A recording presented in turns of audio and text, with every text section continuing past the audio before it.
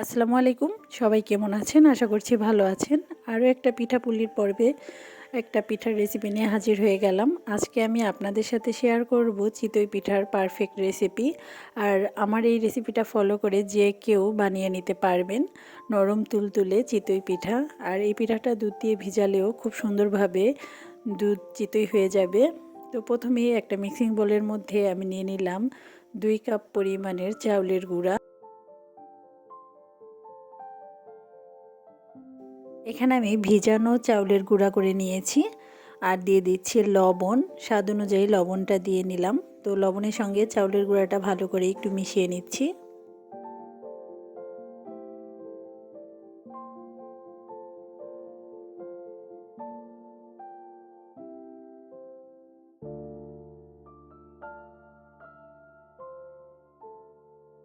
এখন অল্প অল্প করে কুসুম গরম পানি মিশিয়ে নিচ্ছি। এখানে অবশ্যই কুসুম গরম পানিটা দেবেন, তাহলে কিন্তু পিঠাটা অনেক বেশি সফট হবে আর খেতেও ভালো লাগবে।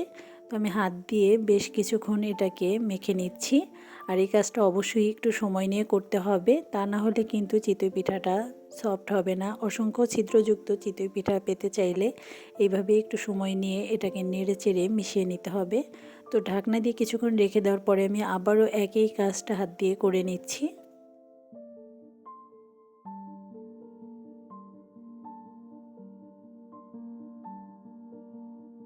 এখানে কতটুকু পানি লেগেছে আমি লাস্টে বলে দেব।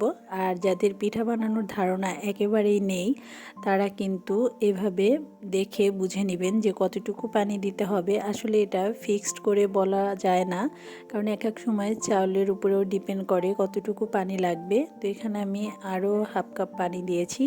টোটাল আমি 1.25 কাপের মতো পানি দিয়ে নিয়েছি। তো দেখতেই পাচ্ছেন ব্যাটারটা কেমন হয়েছে। আমি খুব সুন্দর করে নেড়ে চেড়ে মিশিয়ে নিচ্ছি। এখন আমি একটু দেখিয়ে দিচ্ছি ব্যাটারটা কেমন হবে। খুব বেশি পাতলা বা ঘন হবে না। তো দেখতেই পাচ্ছেন, এভাবে বেশ কয়েকবার করে নিচ্ছি, তাহলে কিন্তু অনেক বেশি ছিদ্র থাকবে চিতই পিঠাতে। পিঠা ভাজার আগে আবার একটু নেড়ে চেড়ে নিচ্ছি, এতে করে কিন্তু পিঠাটা ভালো হবে। তো আমি প্রথমেই লোহার কড়াইটা একটু মুছে নিচ্ছি পানি দিয়ে। তো এখন আমি একটা চামচের সাহায্যে ব্যাটার দিয়ে দিলাম আর সঙ্গে সঙ্গে ঢাকনাটা দিয়ে দিতে হবে। তো 2 মিনিট পরে আমি ঢাকনাটা তুলে নিলাম আর দেখতেই পাচ্ছেন পিঠাটা কিন্তু অসংখ্য ছিদ্রযুক্ত হয়েছে। এই পিঠাটা দুধে ভিজালে খুবই মজার হয়। তো সবগুলো পিঠা বানিয়ে নিয়েছি, অনেক বেশি সফট ছিল পিঠাগুলো। তো দেখতেই পাচ্ছেন অনেক ছিদ্রযুক্ত পিঠা। তো বাসায় এইভাবে তৈরি করে নিতে পারেন। আশা করছি ভালো লেগেছে। সবাই ভালো থাকবেন। আল্লাহ হাফেজ।